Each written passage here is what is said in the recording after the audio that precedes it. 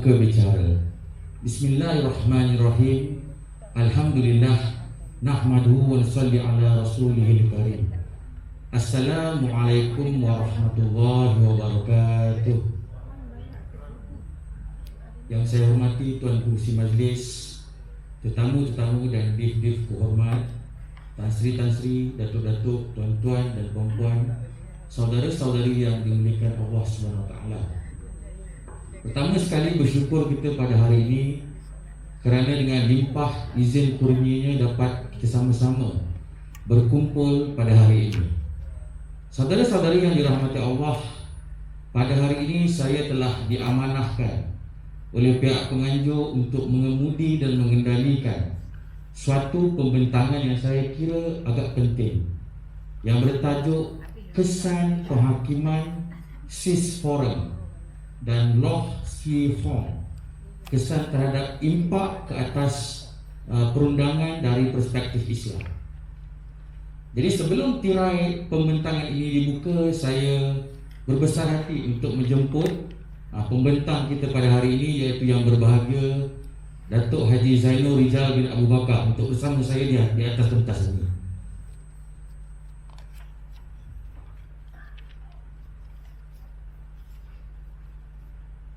Assalamualaikum Datuk, apa khabar? Alhamdulillah. Jadi saya ingin memperkenalkan sedikit latar belakang pembentang pada hari ini. Beliau adalah yang berbahagia Datuk Haji Zainul Rijal bin Abu Bakar, yang saya kira tidak asing dalam arena perundangan, terutamanya berkenaan dengan isu-isu Islam. Beliau adalah anak kelahiran Teluk Intan, Perak Darul Rizwan, memulakan pendidikan di SRK Horli Methodist Teluk Intan, seterusnya ke Sekolah Izzuddin Shah Ipoh dan Kolej Islam Kelang. Datuk Zainul Rijal merupakan seorang peguam bela dan peguam cara Mahkamah Tinggi Malaya, peguam syar'i, dan juga merupakan rakan kongsi kanan di Tetuan Zainul Rijal, Talha dan Amir. Jadi saya percaya ramai sedia maklum Datuk Zainul Rijal adalah seorang pakar yang menjadi rujukan bukan sahaja di peringkat antarabangsa, tetapi juga peringkat kebangsaan dan juga negeri. Beliau sebagai seorang Presiden Persatuan Peguam-Peguam Muslim Malaysia dan juga Timbalan Presiden Pembela, banyak terlibat aktif dalam kerja-kerja litigasi dan penerangan berkenaan isu syariah ini. Jadi selain itu beliau juga banyak menerbitkan artikel dan juga rencana, serta menjadi kolumnis dalam beberapa akhbar tempatan. Jadi tanpa melengahkan masa, saya berbesar hati untuk menjemput yang berbahagia Datuk Zainul bagi mengupas dan membentangkan berkenaan isu keputusan kes keputusan SIS Forum dan Liu Si Hong ini. Saya persilakan Datuk Zainul. Saya mengucapkan kesyukuran kehadrat Allah SWT kerana dapat bersama-sama dengan semua yang berada di dalam Dewan pada pagi ini.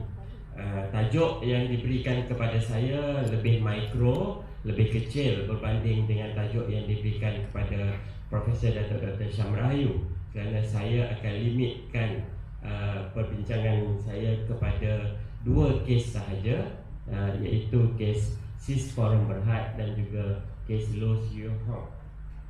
Dua kes ini awal-awal saya letak caveat terlebih dahulu. Saya mengatakan bahawa saya ini adalah peguam cara bagi pihak Majlis Agama Islam Negeri Selangor dalam kes SIS Forum. Saya juga mewakili Majlis Agama Islam Perlis dalam kes Loh Si Hong. Saya juga perhatikan terdapat ramai wakil daripada Majlis Agama Islam Selangor yang hadir bersama kita pada pagi dan tengah hari ini. Mungkin mereka juga boleh bantu saya dalam kes SIS Forum Berhad. Saya mohon maaf juga dalam tajuk saya tersebut ada kesilapan sedikit. Konvensyen Perundangan mengarus perdana syariah, bukan memperdana undang-undang syariah.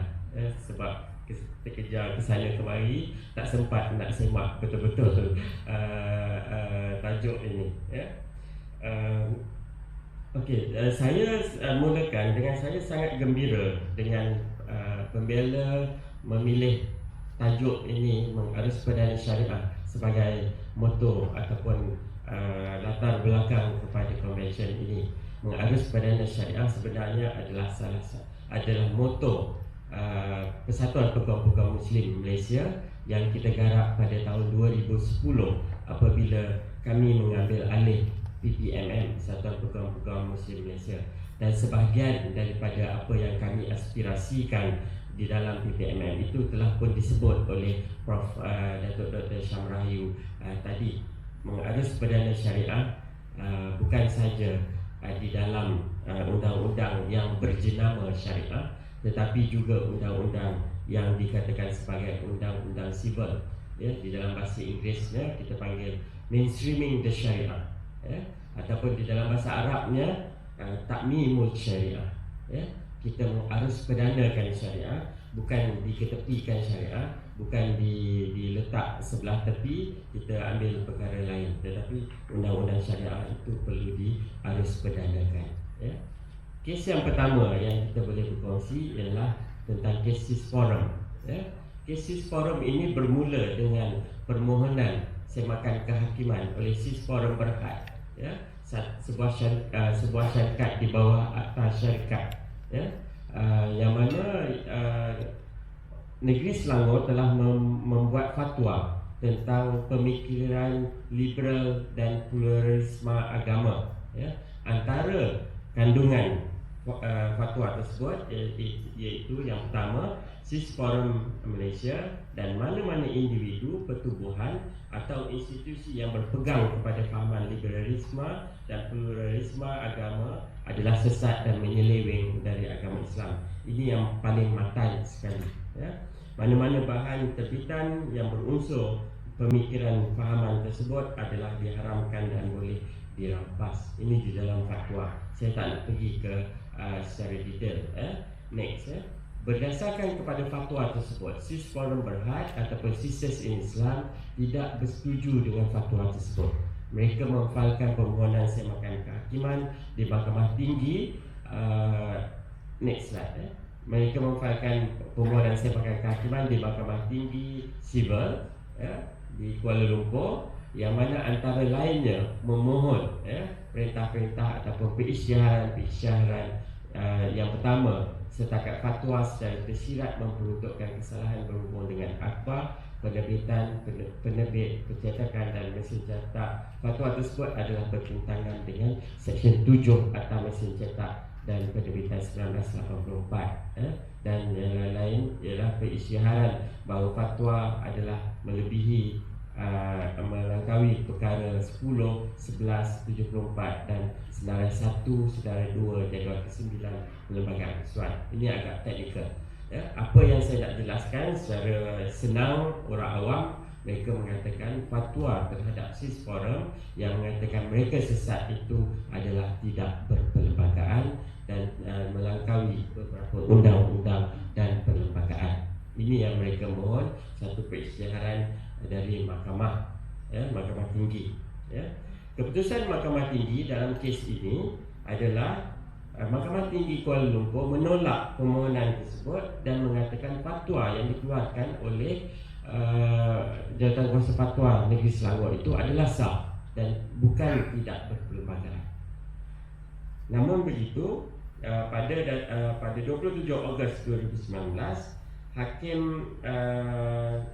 Datuk Nordin Hassan, ya, antara perkara yang diulas oleh hakim tersebut ialah berkaitan dengan permohonan semakan kehakiman di Mahkamah Syariah, yang mana di dalam enakmen pentadbiran agama Islam Negeri Selangor telah ada pindaan kepada Seksyen 66 dengan memasukkan Seksyen 66A yang memberikan kuasa ataupun bidang kuasa kepada Mahkamah Syariah atas permohonan mana-mana pihak untuk memfailkan, mendengar dan memutuskan permohonan semakan kehakiman terhadap apa-apa keputusan majlis Majlis Agama Islam Selangor dan jawatan kuasa yang menjalankan fungsi di dalam enakmen pentadbiran tersebut, termasuklah jawatan kuasa fatwa negeri Selangor yang mana disebut di dalam enakmen pentadbiran tersebut, ya.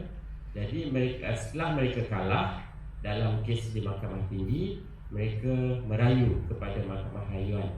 Next. Saya cepat sedikit sebab saya dah ambil saya tidak mempunyai masa yang panjang. Saya pun nak dengar forum selepas daripada ini yang sangat-sangat penting bagi saya. Mahkamah Tinggi memutuskan bahawa antaranya ialah Seksyen 66A perlu digunakan oleh SIS Forum memohon di Mahkamah Syariah untuk menentukan sama ada fatwa yang dibuat terhadap mereka itu adalah sah ataupun tidak.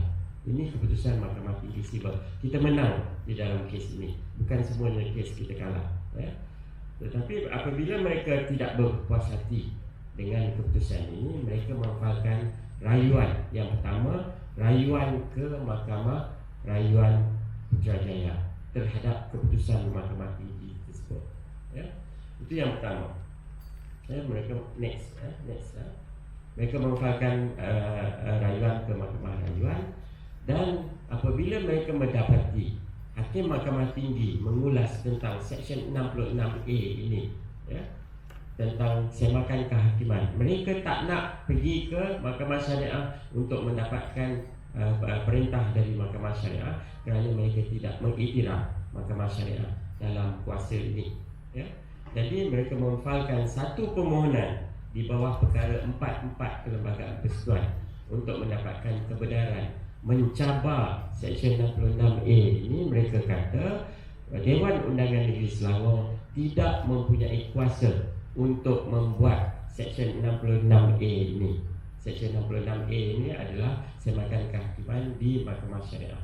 Mereka mengatakan bahawa semakan kehakiman hanya boleh difalkan di Mahkamah Sivil sahaja, ya. Jadi prosesnya ini adalah satu kes yang lain. Rayuan tersebut keep in abeyance for the time being. Maka permohonan di bawah perkara 44 Perlembagaan Persekutuan ini, mereka telah pun diberikan kebenaran untuk mencabar Seksyen 66A ini. Apabila mereka diberikan kebenaran, mereka telah pun mencabar Seksyen 66A ini, dan keputusannya adalah Mahkamah Khususan mengatakan semakan kehakiman kepada Mahkamah Syariah itu adalah terbatal, melanggar ultravirus, melangkaui bidang kuasa Dewan Undangan Negeri. Dewan Undangan Negeri tidak mempunyai kapasiti untuk membuat undang-undang Seksyen 66A ini, ya. Dalam ulasan di Mahkamah Khususan mengatakan semakan kehakiman ini ada dua bentuk. Yang pertama ialah dari sudut perlembagaan, yang kedua dari sudut pentadbiran, ya. Di dalam perbicaraan kita tidak sentuh langsung tentang semakan kehakiman yang bersifat perlembagaan. Kerana apa? Kerana memang telah jelas perlembagaan ditafsirkan oleh Mahkamah Persekutuan. Mahkamah Syariah tak boleh nak tafsirkan perlembagaan persekutuan. Itu that is a tried law, undang-undang yang telah tetap, ya. Kita hanya mengatakan bahawa Mahkamah Syariah mempunyai kuasa untuk mendengar semakan kehakiman dalam isu-isu pentadbiran. Isu pentadbiran pun isu pentadbiran yang berkaitan dengan Majlis Agama Islam dan juga jawatan kuasa yang ditubuhkan di bawah enakmen pentadbiran agama Islam. Itu pun Mahkamah Persekutuan kata tidak mempunyai kuasa, ya. Dewan Undangan Negeri tak boleh buat undang-undang tersebut, ya. Mahkamah Syariah tak ada kuasa semakan kehakiman walaupun tentang undang-undang Islam, ya. Kita lihat jadual ke-9 senarai 2 item 1 Perlembagaan Persekutuan ada mengatakan Dewan-Dewan Undangan Negeri mempunyai kuasa untuk membuat undang-undang berkaitan dengan yang akhir sekali item 1 tu, yang panjang tu, Determination of Hukum Syarak and Adat Melayu. Kalau semakan kehakiman ini bukan untuk untuk determination of hukum syarak, apa lagi? Tetapi perkara itu yang diujarkan itu tidak diambil kira oleh hakim Mahkamah Persekutuan. Itu juga mereka mengatakan kuasa kehakiman tidak ada kepada Mahkamah Syariah. Antara penghakimannya, kuasa tersebut juga adalah terlalu luas. Apabila Mahkamah Persekutuan mengatakan kuasa kehakiman tidak dimiliki oleh Mahkamah Syariah, ia akan memberi implikasi yang lebih besar. Bukan dalam kes ini, dalam kes-kes yang akan datang, akan dihujahkan dalam kes-kes yang akan datang. Oleh kerana dalam cases forum, Mahkamah Persekutuan kata Mahkamah Syariah tidak ada kuasa kehakiman. Adakah Mahkamah Syariah nanti akan dipersoalkan mungkin? Adakah Mahkamah Syariah mempunyai kuasa kehakiman untuk menjatuhkan talak? Menjatuhkan talak itu adalah kuasa kehakiman. Adakah Mahkamah Syariah boleh menjatuhkan keputusan kehakiman tentang harta sepencarian? Sebab itu juga merupakan satu kuasa kehakiman, yang mana Mahkamah Persekutuan kata Mahkamah Syariah tak ada kuasa kehakiman. Jadi keputusan ini mempunyai implikasi pada masa akan datang, membuka ruang, membuka jalan kepada perkara akan datang, yang mana mungkin kes ini akan digunakan untuk mencabar keputusan-keputusan yang dibuat, walaupun keputusan tersebut merupakan keputusan yang berasaskan kepada determination of Islamic law. Jadi ini kesan yang kita tidak mahu berlaku.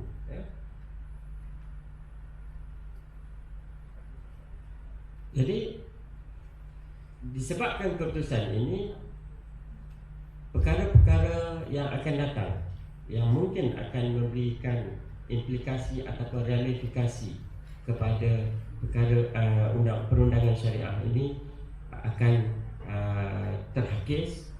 Usaha kita untuk mengarus perdanakan syariah juga mungkin akan diberikan koma, walaupun mungkin bukan noktah, tetapi berhentikan seketika dan sebagainya. Kenapa perkara ini terjadi? Perkara ini terjadi kerana terdapat hakim-hakim yang melihat, menggunakan lensa sivil di dalam memutuskan isu-isu syariah, menggunakan kacamata sivil di dalam memutuskan perkara-perkara syariah. Kalau kita nak memutuskan perkara syariah, kita seharusnya menggunakan lensa ataupun kacamata syariah itu sendiri. Apabila lensa yang kita guna silap, maka keputusan itu mungkin memberi implikasi yang negatif kepada perundangan syariah. Sedangkan di dalam Islam, kita tahu semakan kehakiman ini apa dia? Semakan kehakiman adalah apabila kita tidak bersetuju. Contohnya, saya tidak bersetuju dengan keputusan yang dibuat oleh Majlis Agama Islam Selangor ataupun jawatan kuasa yang ditubuhkan di bawah Enakmen Pentadbiran Agama Islam Selangor. Saya tidak setuju, saya filekan semakan kehakiman di Mahkamah Syariah. Dalam konteks Islam, kita ada konsep yang dinamakan wilayah al-hisbah wal mazalim.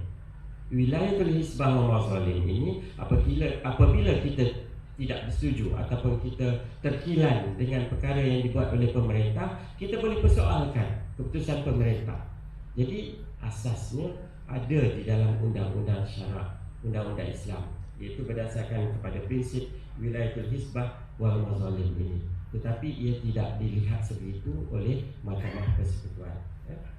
Kesannya, antara kesan yang saya boleh kongsikan bersama, Mahkamah Syariah tiada kuasa dalam semakan kehakiman mengenai isu-isu Islam. Wilayatul hisbah wal mazalim itu kita tidak dapat realisasikan di dalam Mahkamah Syariah sendiri.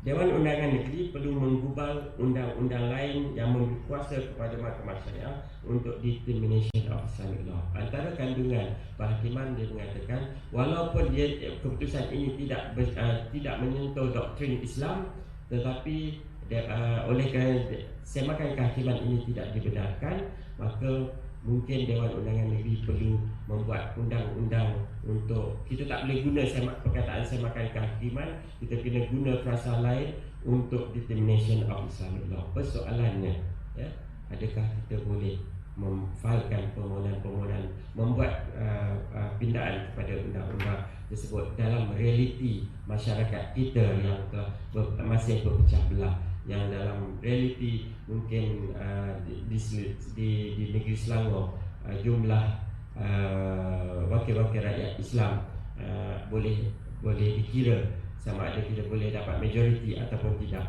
untuk membuat undang-undang yang berkaitan dengan perkara tersebut, ya. Begitu juga isu-isu Islam seperti fatwa masih boleh dirujuk ke Mahkamah Sivil dan diputuskan sah ataupun tidak. Oleh kerana permohonan di bawah Seksyen 66A ini diputuskan sebagai tidak berperlembagaan dan tidak sah, dibatal, maka selepas daripada ini pihak-pihak tidak mempunyai pilihan lain selain daripada memfailkan permohonan semakan kehakiman ke Mahkamah Sivil, ya, Mahkamah Tinggi. Jadi apabila difailkan di Mahkamah Tinggi, sebagaimana saya katakan, pihak hakim-hakim di Mahkamah Sivil akan melihat daripada lensa sivil sahaja. Mereka tidak diberi latihan di dalam undang-undang syariah. Kebanyakan mereka tidak memahami jurisprudens Islam. Bagaimanakah mereka nak memutuskan suatu isu ataupun satu fatwa tersebut adalah sah ataupun tidak, ya? Akhirnya mereka akan hanya pergi kepada prosedur, ya, prosedur pembuatan fatwa. Mereka akan pergi kepada undang-undang yang substantif tentang keperlembagaan dan sebagainya, dan mengenepikan jurisprudens Islam itu sendiri. Walhal jurisprudens itu sendiri, Islam itu sendirilah yang paling utama bagi kita untuk menentukan sama ada hukumnya halal, haram ataupun sebagainya. Begitu juga apabila perkara ini telah diputuskan sebegini, ia dilihat mahkamah syariah ini adalah lebih rendah daripada mahkamah di peringkat persekutuan, mahkamah sivil, ya. Prof Syam dia tak suka guna perkataan mahkamah sivil sebab tidak ada dalam perlembagaan. Tapi untuk senang kita faham, saya sebutlah mahkamah sivil, ya. Dan mahkamah syariah tidak mempunyai judicial power macam saya katakan terangkan tadi, ya. Ini kesan perhakiman di dalam kes Sis Forum Berhad, ya. Saya kongsikan bersama. Next case adalah Loh Swee Hong, ya. Kes ini belum habis lagi, ya. Saya pergi kepada latar belakang kes ini, ya. Defendant pertama senang kata ibu dan bapa, defendant nomini atau defendant ketiga itu bapa, Nagesh Warren dan Loh Swee Hong, defendant pertama, ya. Mereka telah berkahwin pada 25 Mei 2008 dan didaftarkan sebagai di dalam atap pendaftaran perkahwinan dan perceraian.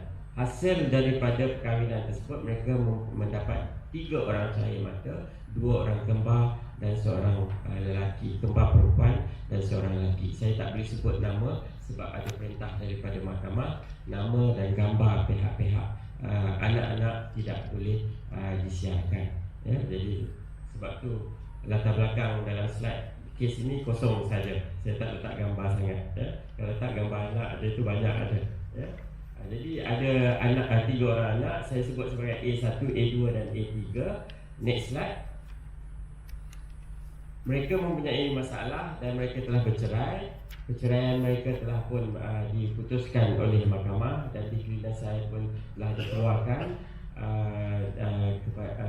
tentang perkahwinan mereka. Dekri nasihat mutlak telah diperakui pada 22 hingga 9 2021.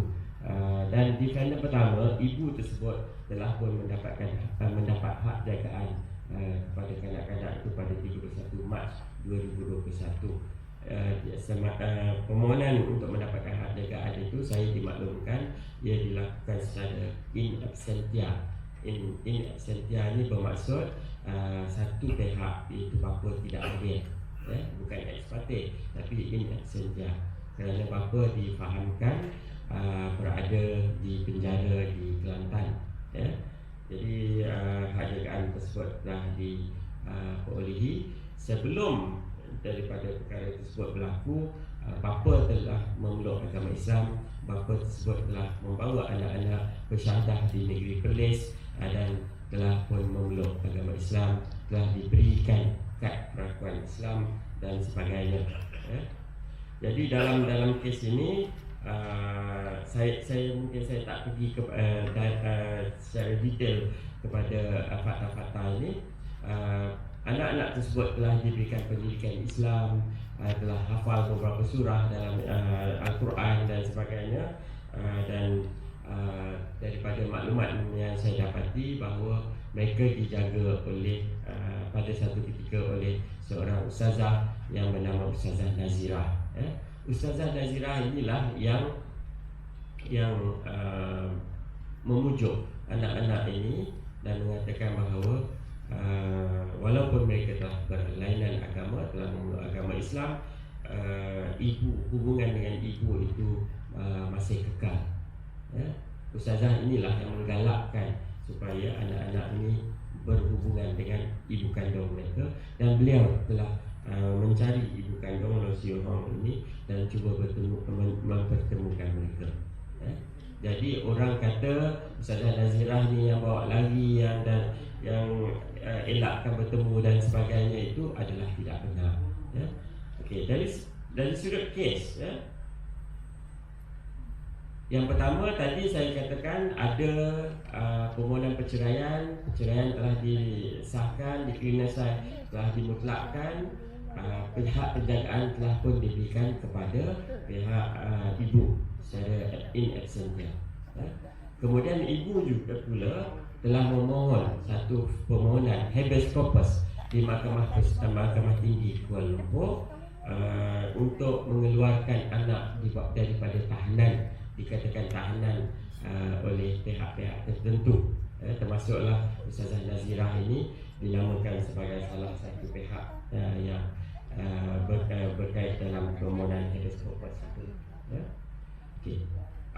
Hakim di Mahkamah Tinggi Kuala Lumpur menyatakan bahawa oleh kerana antaranya ialah oleh kerana anak tersebut hak jagaannya telah diberikan kepada ibu, maka anak tersebut perlu diberikan kepada ibu tersebut di dalam permohonan habeas corpus tersebut.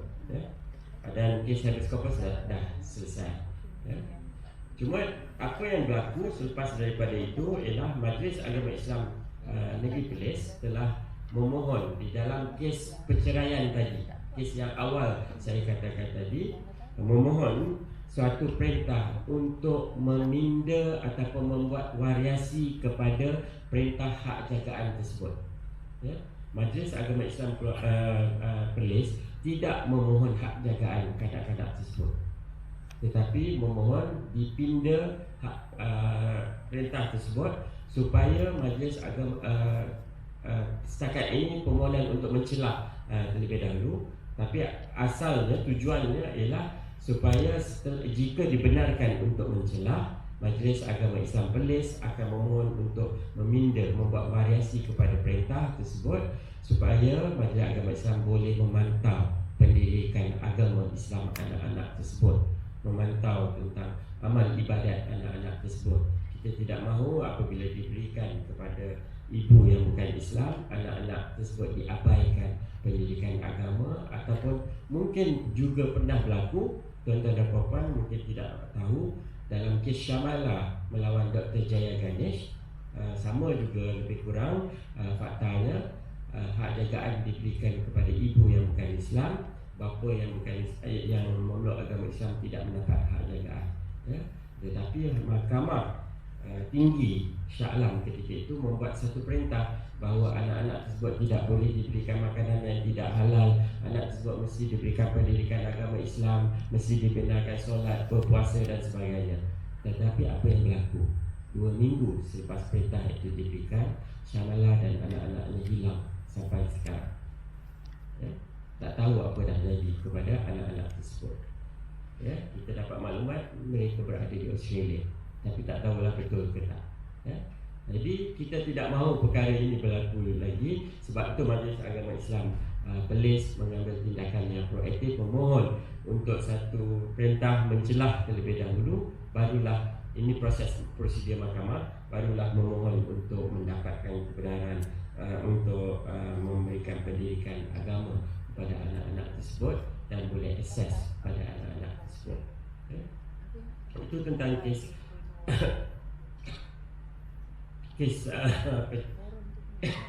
hak jagaan. Kemudian kita baca semalam di media, ibu tersebut, Low Siew Hong, telah memfalkan satu permohonan semakan kehakiman untuk mencabar keabsahan anak-anak, keislaman anak-anak tersebut. Dan mereka juga mencabar, menyatakan tentang seksyen yang berkaitan di Negeri Perlis adalah tidak berperlembagaan. Jadi balik semula kes Indira Gandhi yang menyatakan ibu dan bapa perlu memberikan kebenaran.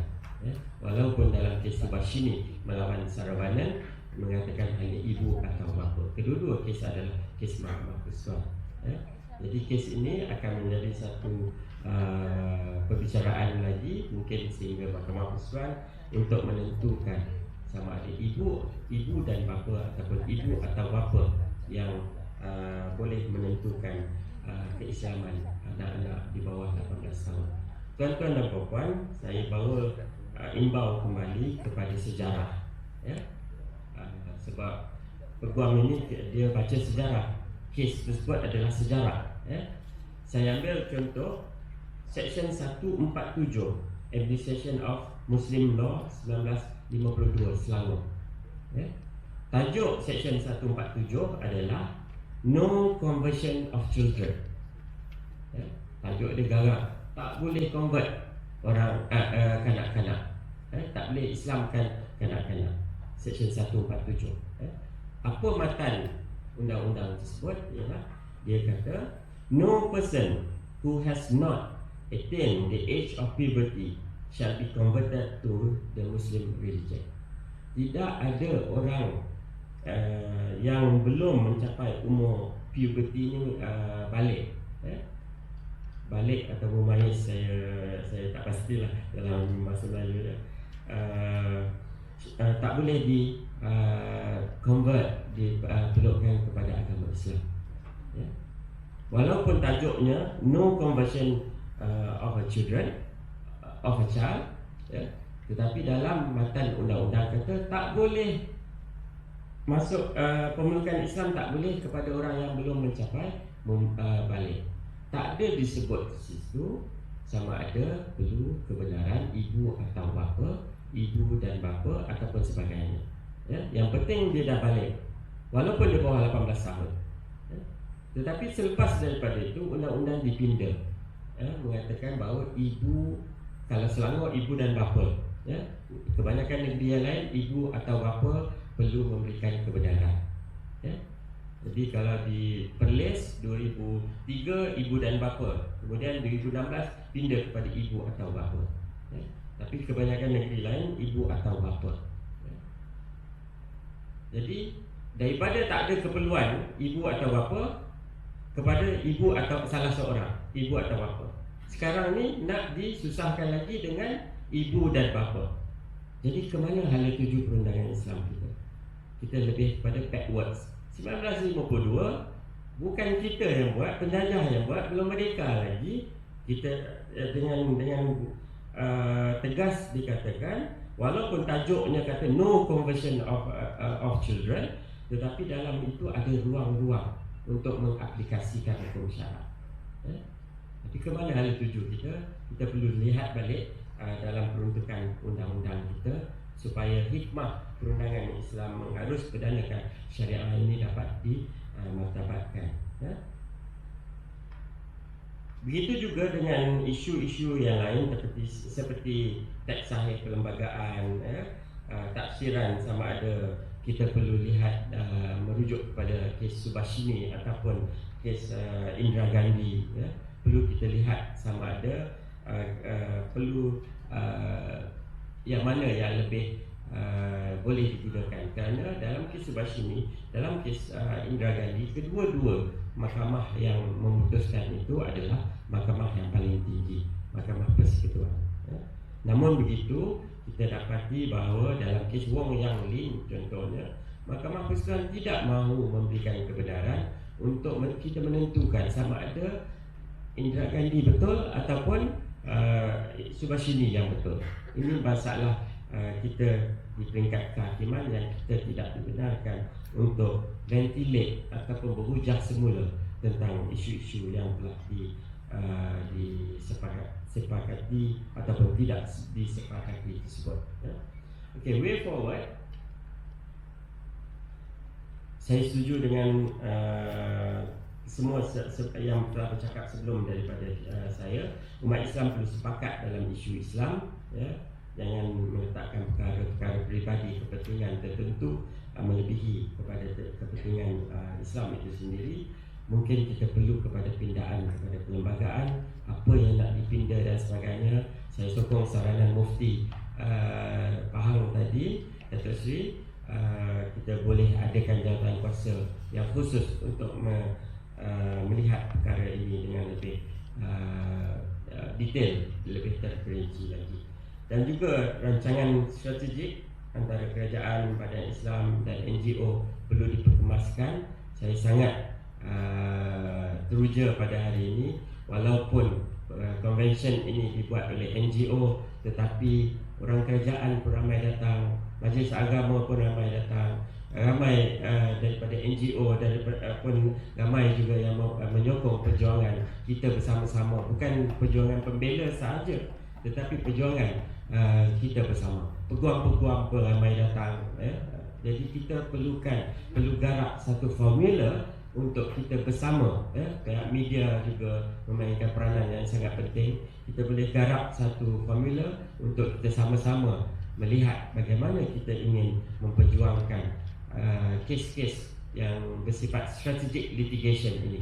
Banyak kes-kes strategic litigation ini yang kita boleh ke depan, yang tetapi kita tidak ke depan. Macam Dr. Syam Rayu katakan tadi, peguam-peguam di peringkat PPMM, di peringkat pembela, kita banyak kali kata kita nak filekan kes, tapi kita tak ada klien, tak ada plaintiff, tak ada pemohon. Macam mana takkan peguam nak jadi pemohon dalam kes-kes tertentu?